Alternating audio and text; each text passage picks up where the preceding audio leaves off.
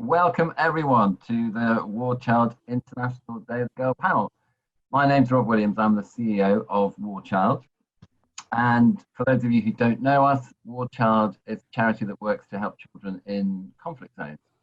So you'll find us in the countries where you'd expect to find us: Afghanistan, Iraq, Democratic Republic of Congo, Central African Republic. We're really busy in Yemen at the moment.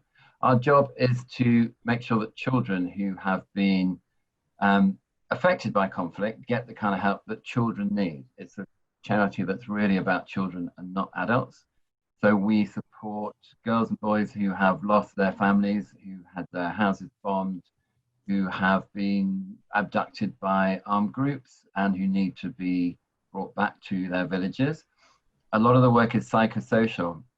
The trauma of conflict is really intense if you are a young child. And the normal aid packages that get delivered in terms of food and water don't really address psychosocial problems. So that's what we do. And we use drama, we use music, we use video games to teach children how to read and write. And ultimately our goal is to get children back with their families, back into school, and to rebuild their childhood around them, which is amazing work. So I'm really glad that everyone has turned up today to this panel. International Day of the Girl is a big deal for us. It happens every year on the 11th of October. And International Day of the Girl Week is actually a big part of our calendar. It's our chance to recognize that girls are disproportionately affected by conflict. They're vulnerable to everything that everyone else is vulnerable to, but with the addition of all kinds of cultural stigmas around girls who have been raped and sexually abused. Girls are used by military groups to carry weapons as well as boys, but they're also used as sexual partners. Girls are forced into early marriage. Girls are sold as property, particularly shockingly when ISIS took Sinjar and enslaved thousands of girls and handed them out to their fighters, and organized markets every week where girls could be sold and passed on to new fighters. That's the kind of work that we do to help these girls to recover, which is why this is a really big week for us. And of course, we work with people in the games industry because we raise lots of money by working with games. And so today is about celebrating the women who make the games, the women who play the games, the women who blog about the games and write about the games, and all those hundreds of thousands of girls who play the games. It's a chance for us to celebrate all of that. And as well as that, we have a big week of fundraising this week. If you go onto Steam, you can see a Steam sale, which features 13 girls, which really lead on strong female characters, the women who actually you can look to as people who can change the world, or at least change the game that they're in. They're offered an amazing discount by some really generous studios. So if you go onto Steam, you can get some amazing games and help us do this work at the same time. And also during the week, there are some streamers doing live streams on Twitch, including some of the people on this panel. So you'll be able to drop in and see War Child related Twitch streams every day, I think, over the next week. But today, what we're trying to do is set up a safe space and have a talk about the challenges that women face in the games industry. What is it like to be in an industry where there are no shortage of men and where women really stand out as being not the normal, but there are some amazing women in the games industry, and we've got some of them here today. Our host is Ellie Gibson, who you might know. She has been a journalist with Eurogames for almost 10 years. She has co-presented Go 8-Bit with Dara O'Brien. You might know her from Yummy Mummies, which is a Scummy, never yummy, never yummy. Podcast about parents who are not quite perfect. And also, it's a show that went to the Edinburgh Festival last year. Which and sold out 25 nights, just to mention. Sorry, every single show got a 5-star review, but we don't need to talk. It's not about me. It's not about me. Just thought I'd mention it. Yeah, it did sell out every single night. Ellie's got an amazing panel who she's going to introduce in a moment.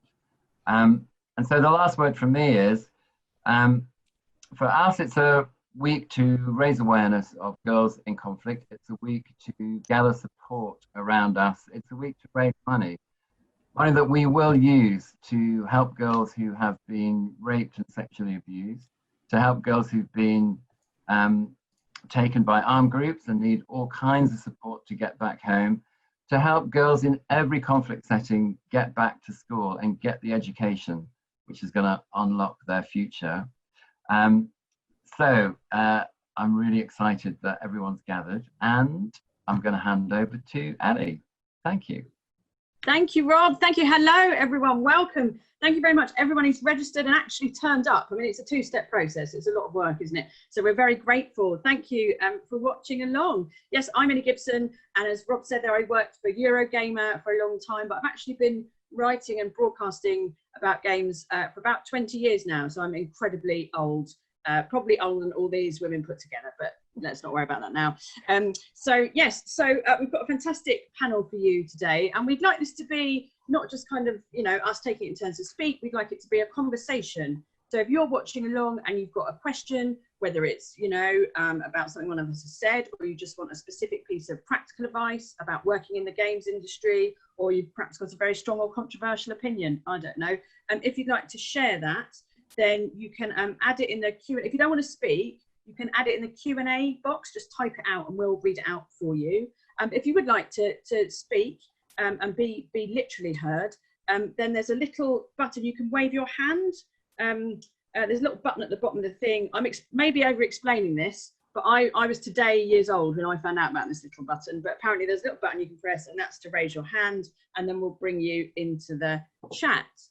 So yeah, as I say, we've got an amazing panel today. We've got Anita, Imogen, Jade and Izzy, all from different parts of the games industry. But rather than me bang on, I'm going to let them introduce themselves and tell you who they are, how they got into the industry, basically. So I tell you what, Anita, can we start with you, please? Hey, yeah, actually, despite this 14-year-old face, I'm probably the second oldest here, just so everyone knows. Oh. I know, right? That's the title I unwaveringly wear. So yeah, I'm Anita. I work at Indigo Pearl. I'm head of PR here, and we are a PR agency who deal with games and tech. I'll do some quick name dropping for you guys, but basically we work on titles such as like Pokemon Go, Fortnite, and Fall Guys, which is taking a lot of my time right now. But yeah, I've been at Indigo Pearl for about 6 years now, and it's a really good little gig I've got going on, so I'm very happy. Anita, have you got the crown in Fall Guys? Be honest. Have you ever got to the crown? No. This is concerning. This is concerning because I work on it and I still have not. Someone please tell me the secret. Don't say be good, because I've tried that. It's not working for me. Be better. Okay, Yeah. let's Imogen, let's go to you. Hi, I'm Imogen Mellor. I'm a games journalist. I work for GamingBible at the moment, but I just stopped working at PC Games then before that. I have some work in places like Eurogamer and Kotaku. I started sort of in the games industry decently recently in my third year of university, which was a year and a half ago, where I started writing at, in my last year of university. Started a small website called Start Menu, which is for new games journalists to get into games journalism by just writing and having a good time doing it. And I stream and be a bit of an idiot on the internet, which is a lot of fun. That's also a lot of fun. But yeah, lovely stuff. Jade. Oh, is Jade mute? I can't hear Jade. Is it just me? Can you hear me now? Yes. Yeah. Oh. Oh, sorry, this thing is very confusing. But yes, I'm the gaming editor over at Trusted Reviews. I was recently promoted from games writer, and I've been there for 3 years since I finished university. But I got into the games industry when I was doing my GCSEs, and I was writing about anime and Japanese culture, and games kind of fell into that.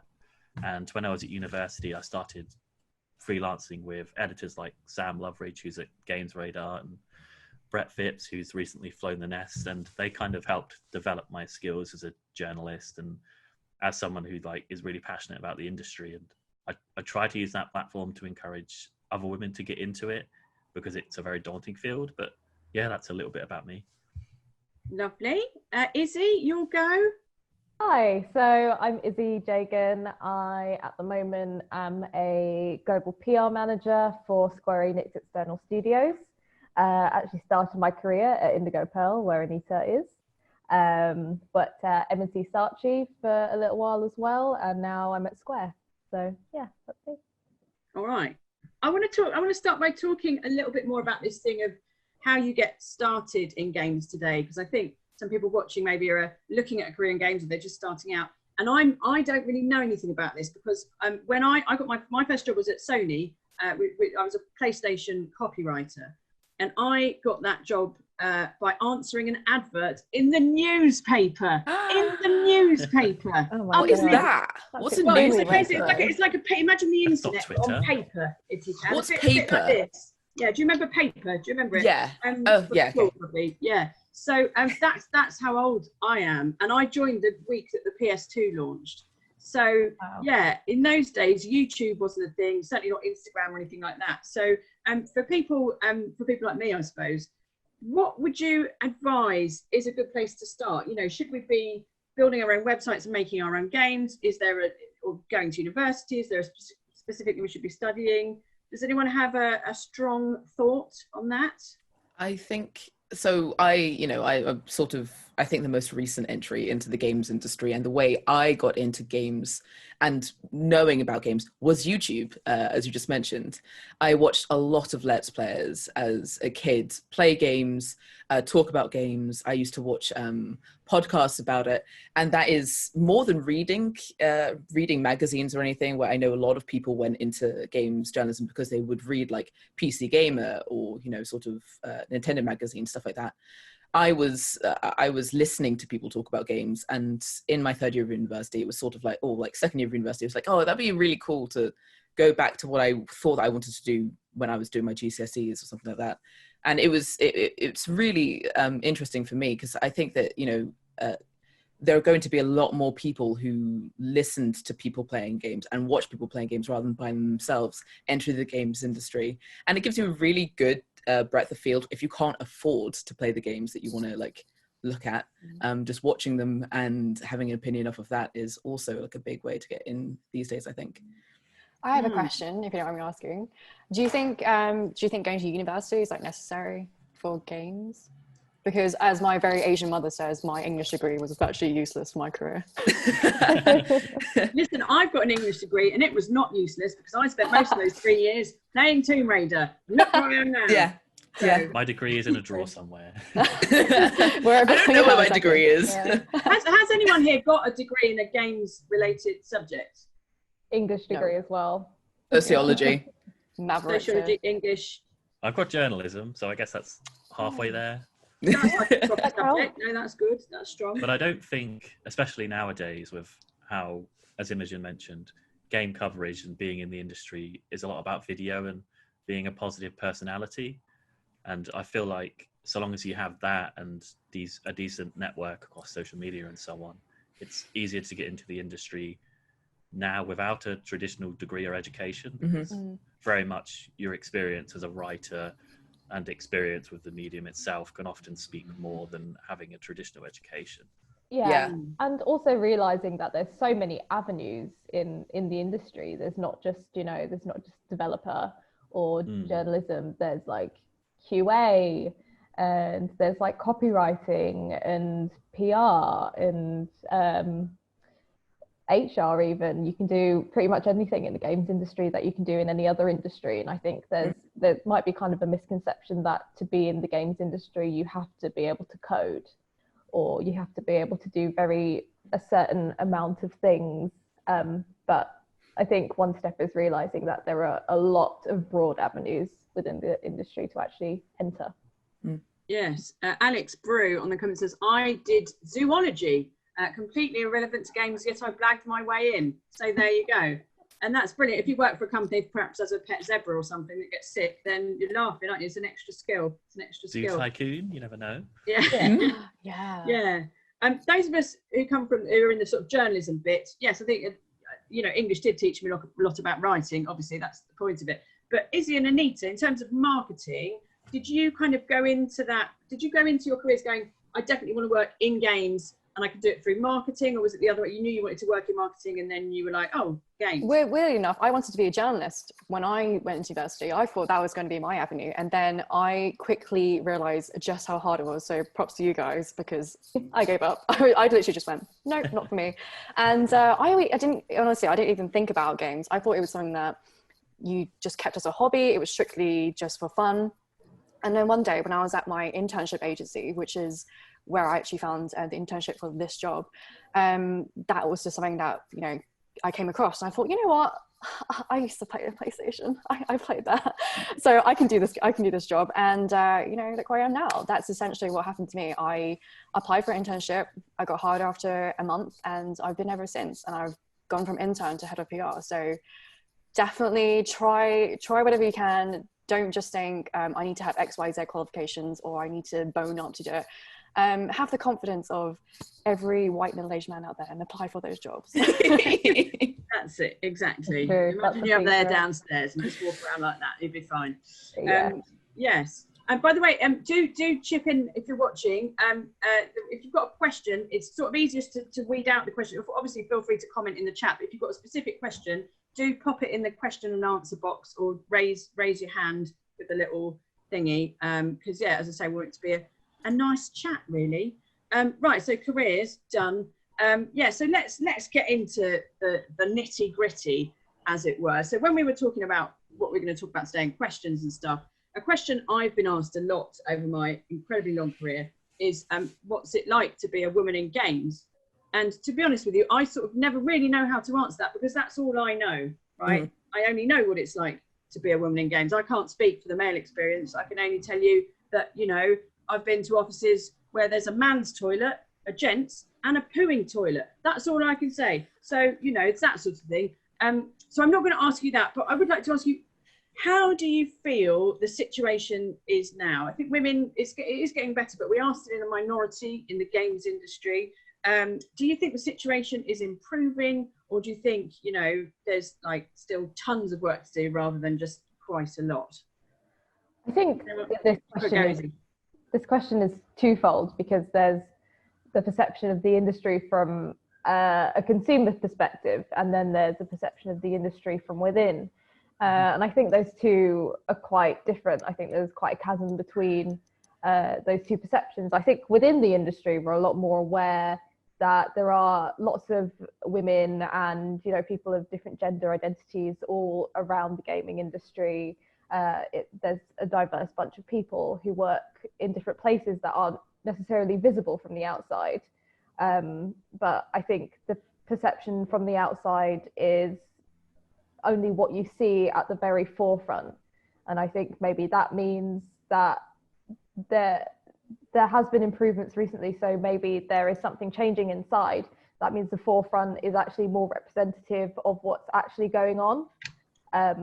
But yeah, I think they change in turn, and I think they are changing for the better, but maybe we just need to work on that forefront perception. Yeah, I agree. Like, it's, you know, it's getting better, and there's definitely the view from the people that I know that don't know games at all, and then my perception on what it's like to be like a woman in games. And that's not just being, you know, a real woman in games, but that's also being that's also the characters represented. I think representation of strong female leads has gotten so much better. I was trying to think of the game that I could remember maybe playing a strong female lead in, and the best example I could come up with when I was like a kid was Chell in Portal 2. She doesn't say anything. She's great, but she doesn't say anything. But now looking at it, I think there are so many more strong, you know, representatives of just a woman. Not, you know, we're not talking boob armor and and sort of the side character that just looks pretty all the time. We're talking about sort of a variety of characters. It could be better. Like I still think there is a tendency for it to be a physically fit, attractive woman as like sort of as the sort of characterization you'll see. However, I do think that by the time that some people, I think games as a whole are looking a little bit more and more approachable to women who are trying to get into games, playing them, and also getting into them as like a career, because they're seeing themselves represented more and more, although it's slowly and maybe just one type of woman often, but it's getting better. It's getting better, I think, at least.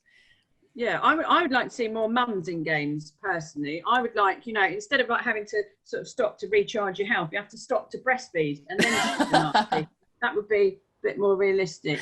There's a lot of sad dads in games at the moment. Sad dads is a big one. Is that a thing? Is that an emerging trend, Jade? Yeah, like Kratos, Joel from The Last of Us, very brooding middle-aged men who seem to adopt a daughter figure or a son figure throughout. But something I feel like tragic to a woman in their lives. Yeah, that has propelled their narrative.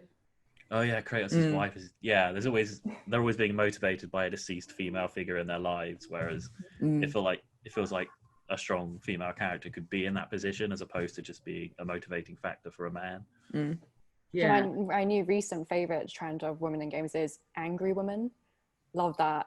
Like when I played Danganronpa for the first time, I was like, wow, this is amazing, because she's just a murderess. She's pretty fashionable. Love that. and she's going around killing people, and she's angry, she's taking out on people. I was just like, this is so good, because we've come a long way from like the martyr figure or the love interest or whatever. We just want a three-dimensional figure of a woman, who feels like who can be any person at any time.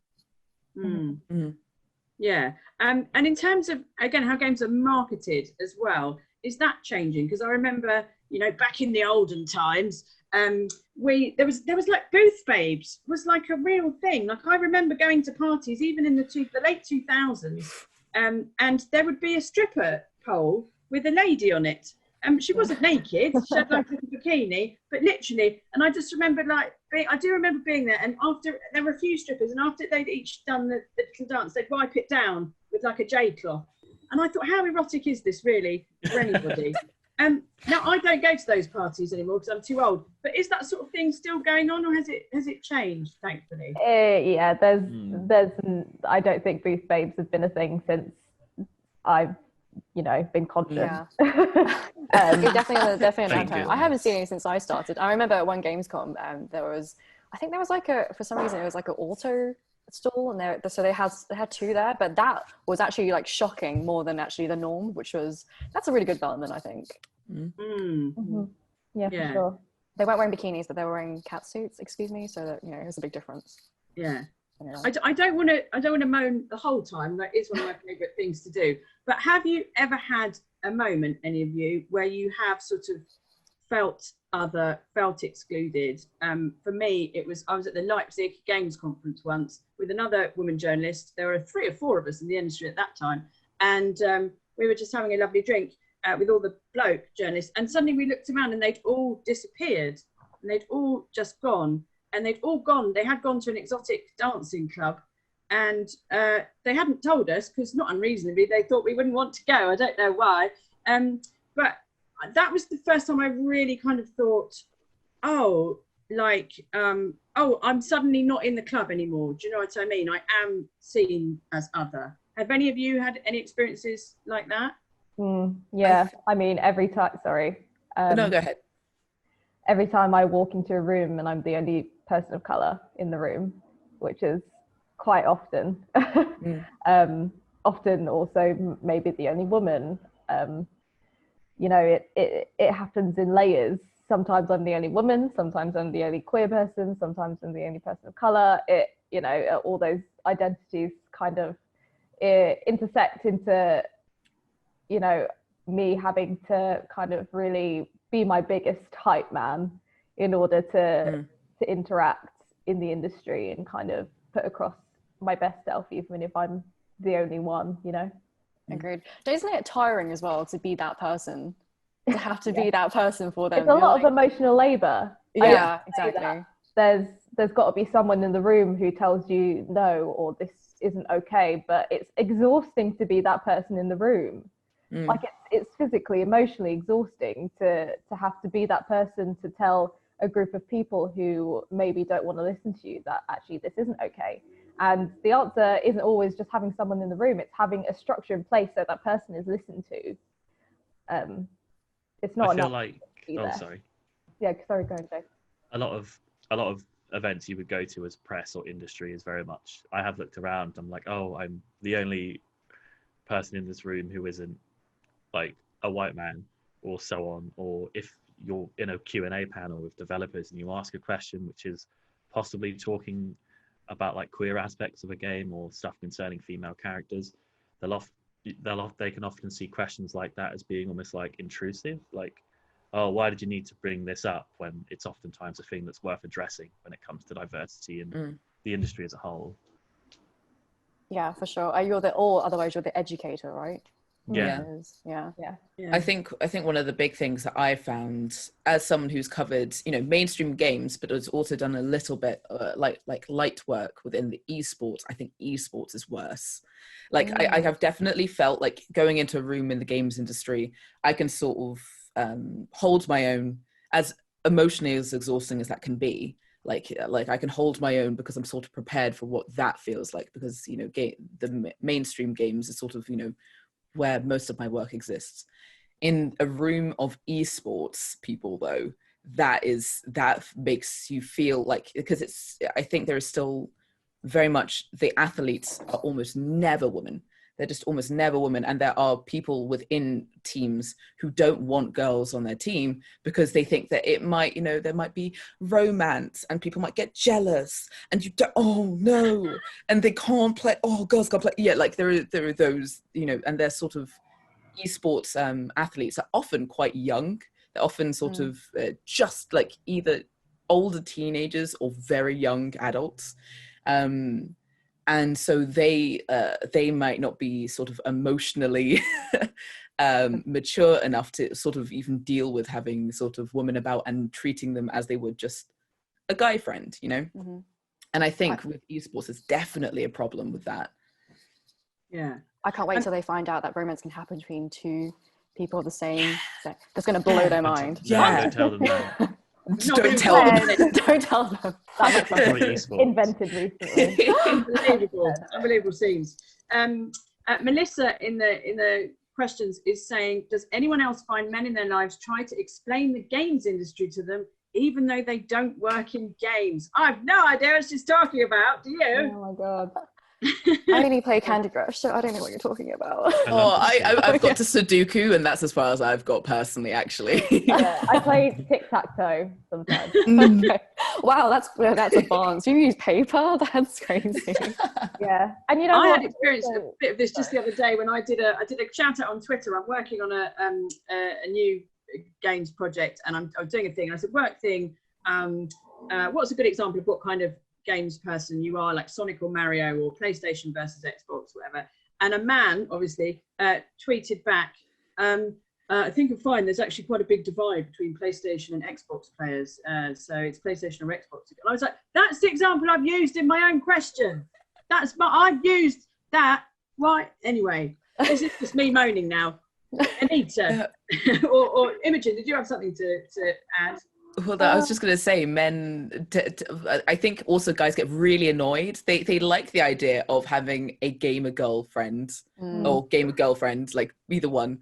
But then they go, so did you know FIFA's being released today? And I'm like, yeah, I wrote a piece on it. And they're like,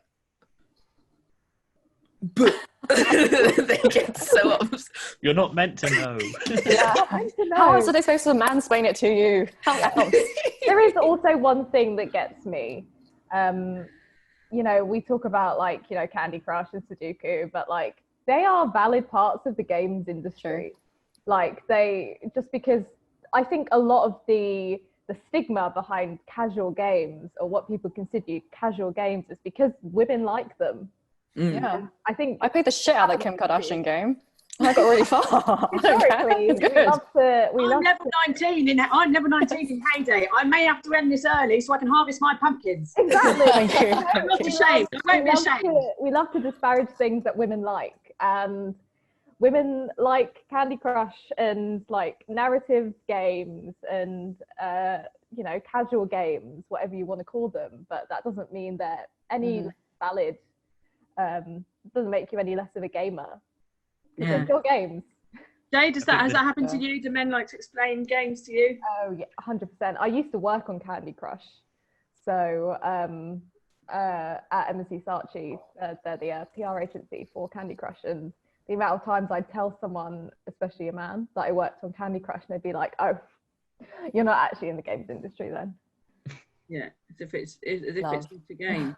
Yeah. Melissa, who asked the question, says, the other day a man asked me deadpan if I'd ever heard of The Last of Us. My mother has heard of The Last of Us. Very niche, did you say, Jade? Yeah. Yeah, I once went to a branch of games to buy a copy of FIFA for my son, and the man, it wasn't my son to be fair, but the man informed me that they bring out a new FIFA every year. I had no idea. God. I think we've got a question from a viewer. Can we bring the viewer in, please, David? Hello?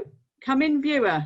Lauren Dillon. Hi. Hello, Lauren Dillon. How are you? I'm good. I just wanted to know if you're in a situation where you're made to feel uncomfortable as a woman, what is the best way to deal with that? I think ultimately it depends on what kind of situation it is.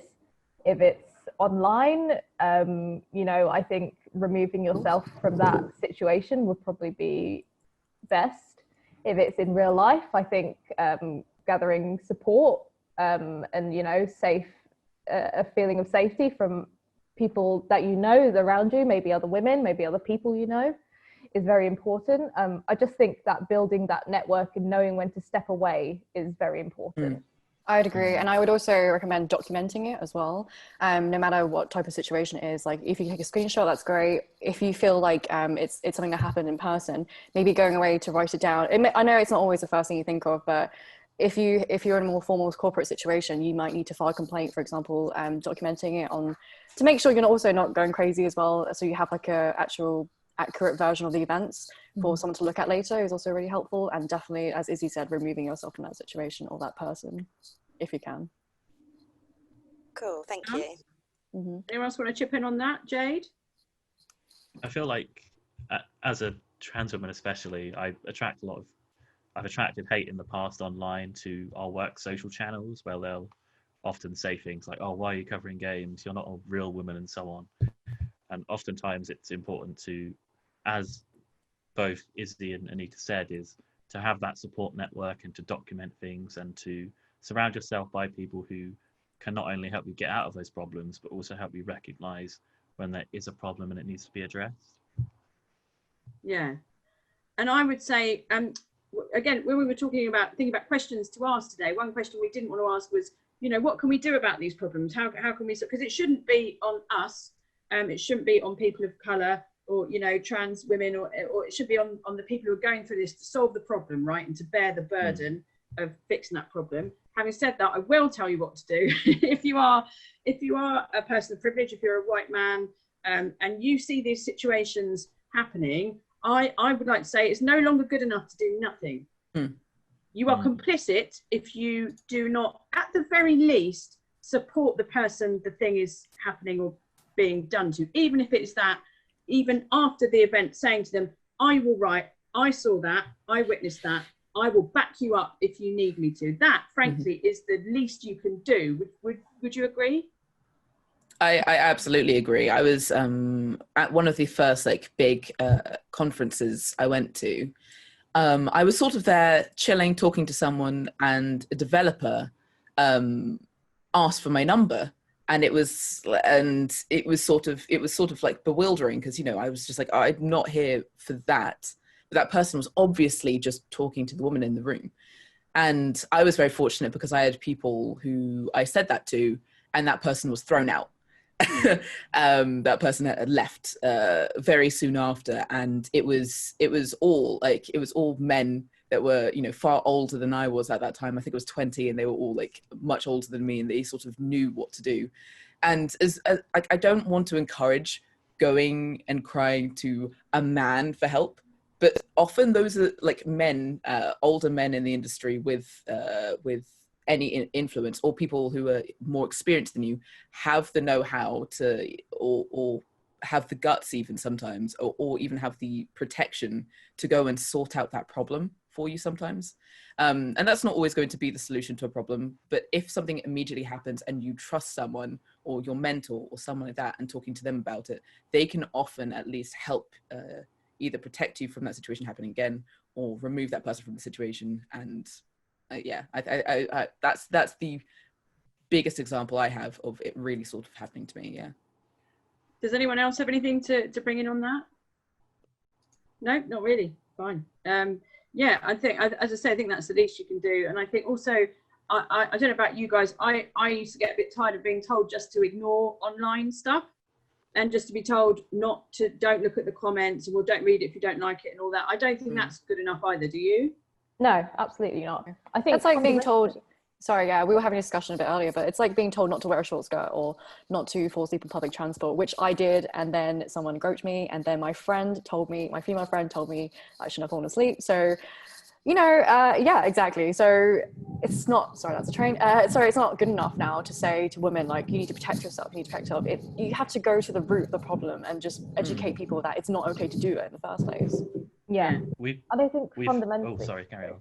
Sorry. I think fundamentally, maybe we need to know within ourselves and recognize within ourselves that we deserve better.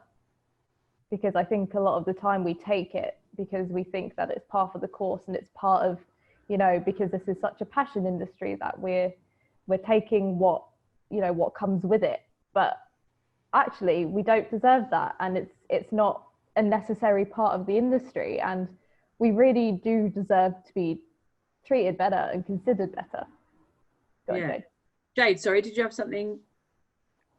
Touching on that, we shouldn't just let sleeping dogs lie when it comes to seeing abuse or problems online towards women in games. Is when I started doing more frequent video work, going on Facebook, YouTube, and so on, last year before the pandemic started, the majority of videos had like hateful comments and so on. And our video producer, who is lovely, went, "We're not going to ignore these, we're going to get rid of them, or address them in a way that says this is not acceptable and you don't belong in our audience if you think these things," which is the best way to do in terms of being an ally and standing up for women, I think.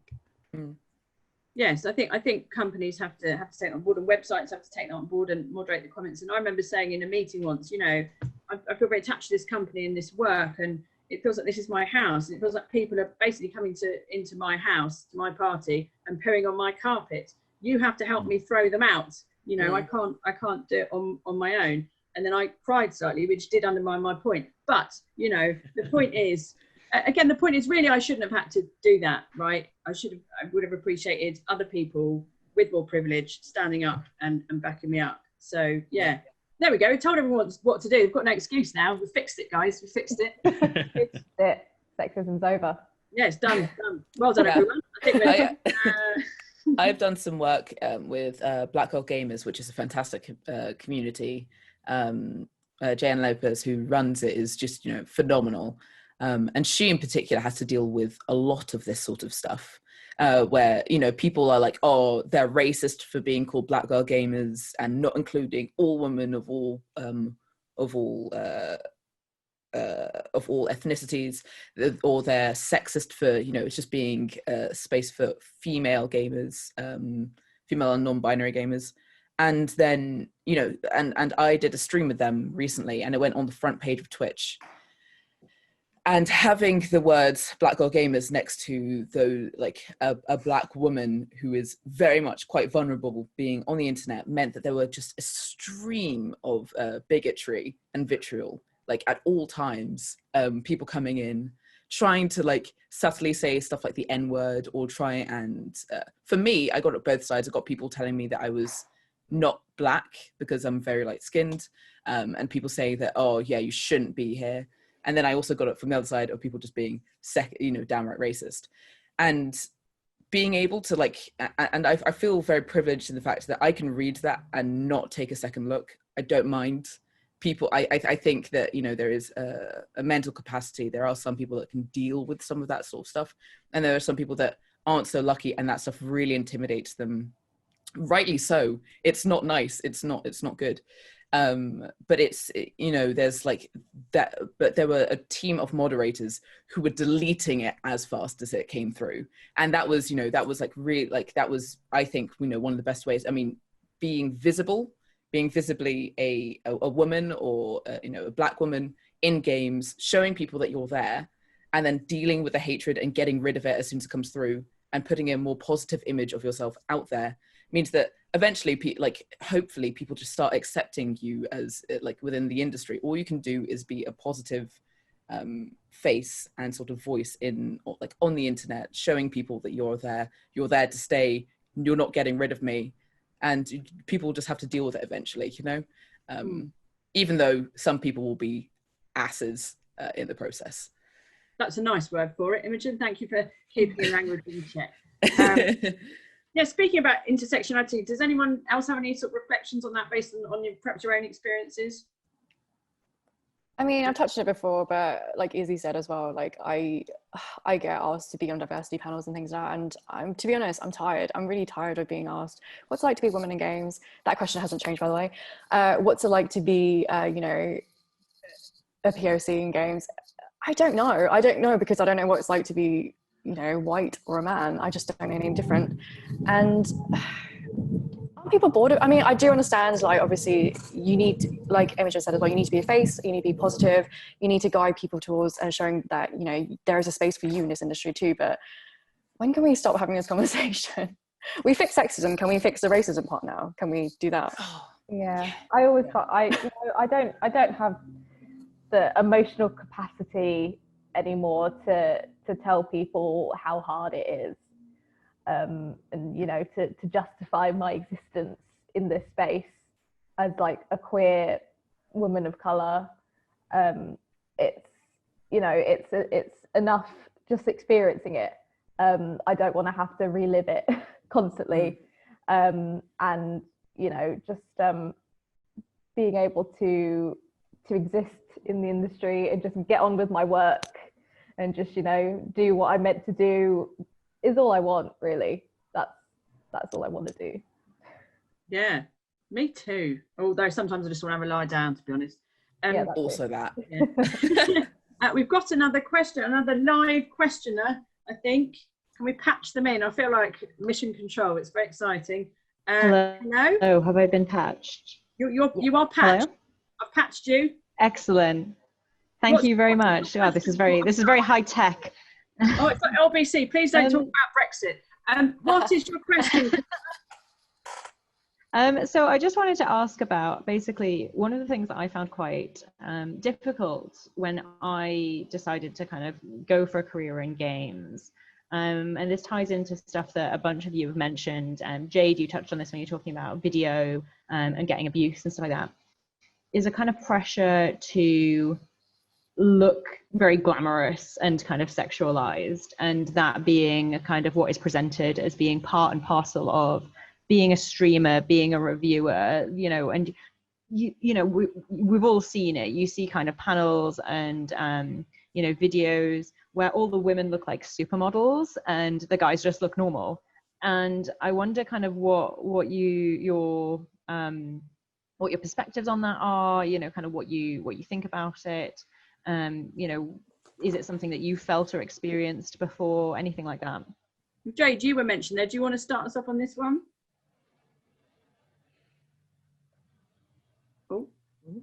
Oh, yes, I was. Yeah, of course. I feel as you said, there's an expectation of beauty or appearance when appearing on video as a woman, especially a trans woman, compared to men in games media or games video and streaming, whereas our editorial team consists predominantly of straight white men. And obviously they're all lovely, but when it comes to doing video or hosting alongside them, they won't receive any attention in the comments or abuse and so on. But the second a woman doesn't adhere to someone's strict or generic definition of beauty, the abuse or needless comments come into play. And that's something that is still incredibly common, like whenever you look into a Twitch chat or a live stream. And I'm not sure what direction we can take in changing that, but it will likely come with making the industry more diverse and establishing that as normality, I suppose. Does anyone else have anything to add to that? So I stream a lot, and there is definitely sexualization of me that I don't encourage, which is strange. I've been offered money for I don't know, for being in sort of semi relationships with people. I have had people message me while on stream, like stuff that is like sexualizing me, and it's very odd. It's a really odd sort of thing to sort of have to internalize and deal with. It's because of course I'm a you know, my appearance, I try and take pride in. I always try and make sure that, you know, I look presentable, and that will play into wearing like nice eye makeup and wearing blush and wearing a nice top and stuff like that. And so making yourself presentable, which may make people think that you are like sometimes like looking to be more sexualized, which is just not the case, right? And it's a really weird sort of thing to sort of deal with. I laugh about it because I think it's sometimes quite funny, because I'm just like, I don't know what these people are expecting. What do they want out of this? This is such a strange process to go through. But it's also, I find that in some ways making myself look presentable is much easier to deal with than people coming in and saying that they think I'm ugly, or they think I'm fat, or they think I'm, you know, 101 other things, right? And so it's like, do I err on the side of looking presentable and dealing with over-sexualization, or do I just not wear no makeup and look and sort of wear just a hoodie where, you know, I haven't got foundation on, and risk being sort of just told, trod on by people that want to tell me, like, just being on camera means that people want to tell you what they think of what you look like, and it's either one or the other. And it's such a, because like, what do you prefer? Do you prefer that people tell you that they think you're attractive, or do you prefer that people think that you're ugly? And that is a weird, like, it's a balance that it's just like there's almost no winning in some ways. Yeah, it's such a catch-22, isn't it?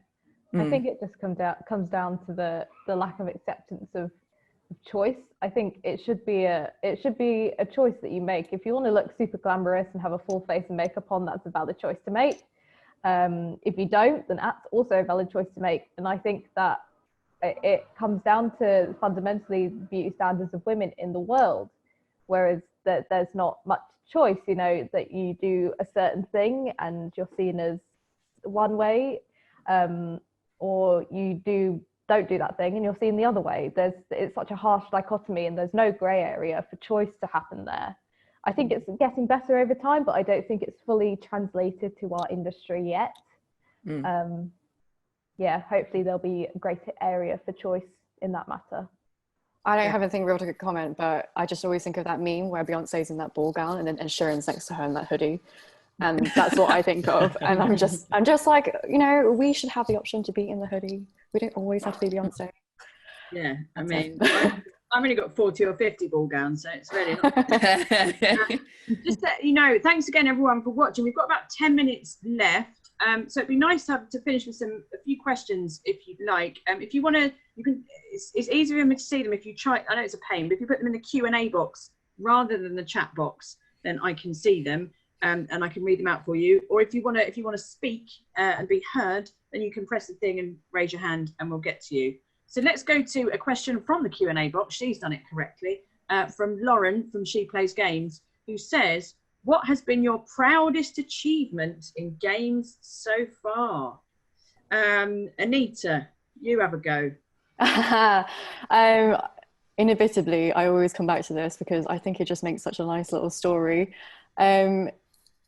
I now, this is a secret now, he's probably changed it, but I have Andy Serkis's phone number because I got to work with him on Planet of the Apes. He's Hang so on. nice. And I know, I'm going to eBay this information for a lot of money. No, I'm joking. Did you ask him for it? Because Imogen is already like, listen, seriously.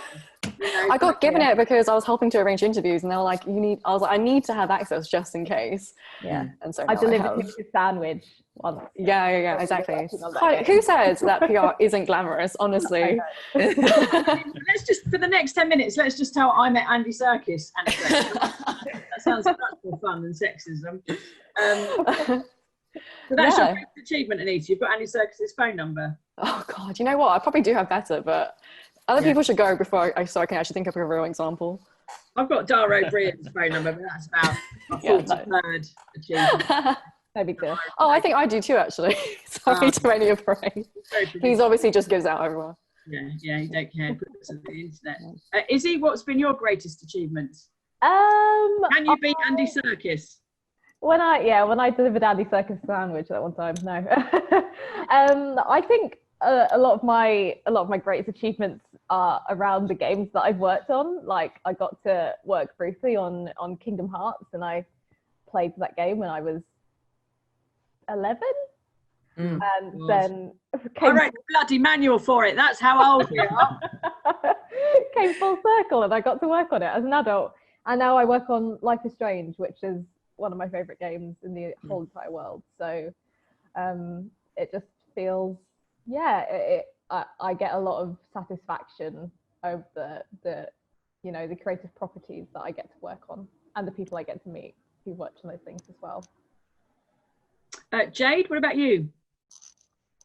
God, I don't have much confidence. This is a hard question to answer, but I suppose looking at my journey from being a young person in their teens who was like reading Eurogamer and so on, and seeing these journalists like Keza McDonald, who I'm like, oh, I'd like to do what she's doing, and then looking at myself in university when I was getting into the industry, and people who I once considered idols when I was just like Facebook friends or people I could work with.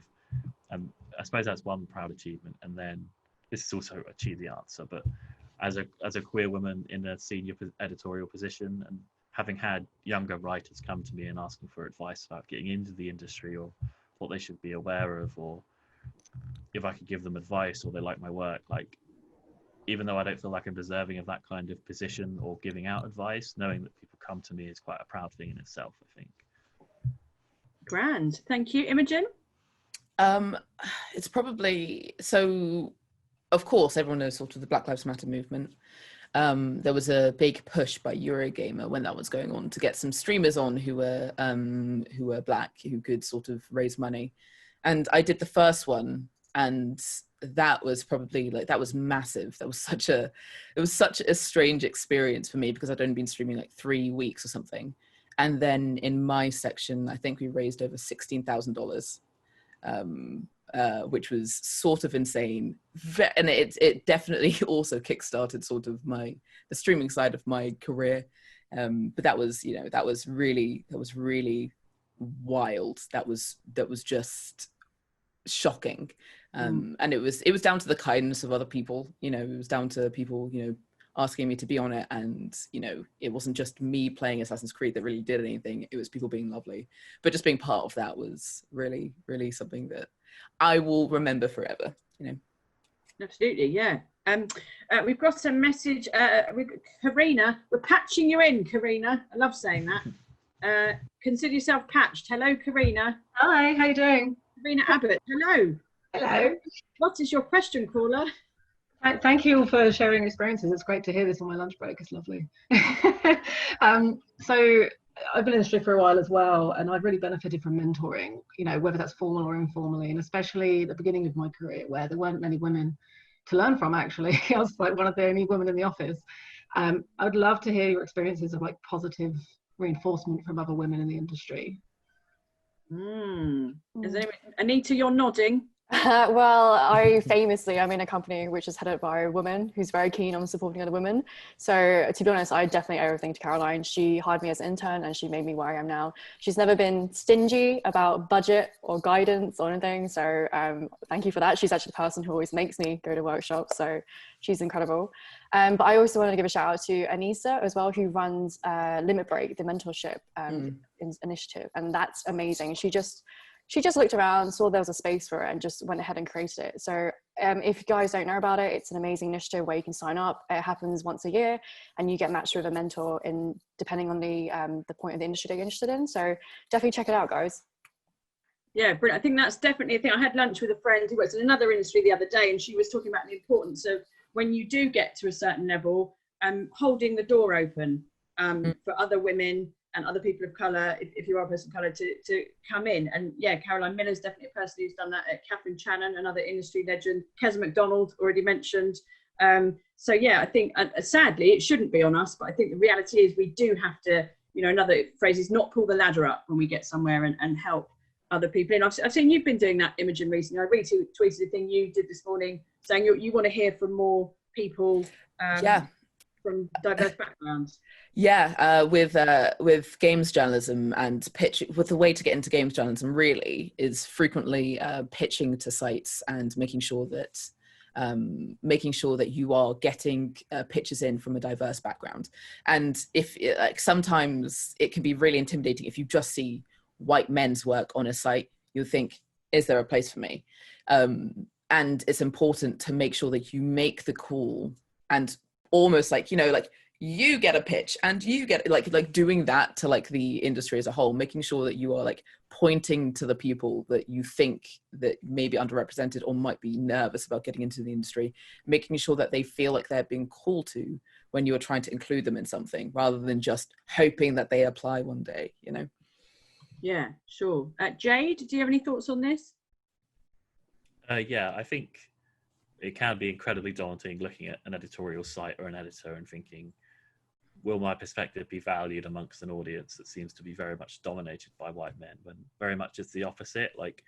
As a person of color or someone from an LGBT background or just a woman in general often has a perspective that a lot of mainstream sites don't currently have. And if you ensure that when pitching that you make that clear that you have something to offer, a lot of the work beyond that will often do itself, which is something that's definitely worth keeping in mind, and not to be daunted, especially when looking at Twitter and stuff like that, about the overwhelming majority of people in this industry and the identity they abide by. There is room for more women in this industry, and we should welcome them in a way. I feel like I have a responsibility to make it clear that if people want to come to me for help or editorial advice, then my door is always open. Yes, holding the door open. Jade's holding the door open. Izzy, are you holding the door open or are you slamming it in women's faces? Oh God, I don't know if I'm I don't know if I'm quite through the door yet. I'll let you know when I get there. I'll try my best. I'll get a doorstop. But it's really interesting. My partner works in HR for a games company. So they're kind of very into the hiring process and how you can diversify your staff and stuff like that. And I there's, I don't know if you guys have heard of it, you probably have. It's the Yuki Raise the Game pledge. I think a lot of companies are members of that pledge. And I think that it's a really cool kind of initiative. It's a commitment to, diversifying and being inclusive. So I think it's quite good to things like that if you're a company or an individual looking to see what companies are part of that pledge. But yeah, that's my contribution. Lovely stuff. Well, there we go. I think sadly we've run out of time. We could talk all day, I feel like, between ourselves, and then a middle-aged white man would still explain us what we're doing wrong. But you've all been brilliant. Thank you so much, Anita, Imogen, Jade, and Izzy. I'll give you a round of applause, but it seems it's weird. But you've been brilliant. Thank you. Thanks, Ellie. Thank you so much for hosting. Thank you. And thank you very much, of course, to War Child for hosting this, and David Miller for setting it all up and everything. But thank you especially as well to everybody who's watched. And there's been I haven't had time to, because I've been trying to listen, believe it or not. I haven't had time to read all of the comments, but I'm going to go back and scroll through it all now. And thank you for the brilliant questions. And yes, well done, everyone. We've, as I say, we've solved, the problem, I feel like. Maybe not, but we're in it together, I feel like. Do you know what I mean? Yeah. There we go. Yeah, of course. Yeah. Yeah. Fine. All right. Thank you, guys. It's been a good one. All right. Yeah. I'm going to leave. That wasn't sarcastic. I'm going to leave. I think I'm just going to leave. Thank you very much, everyone. Thank you. Thank you. Guys. Thank you. Bye. See ya. Bye.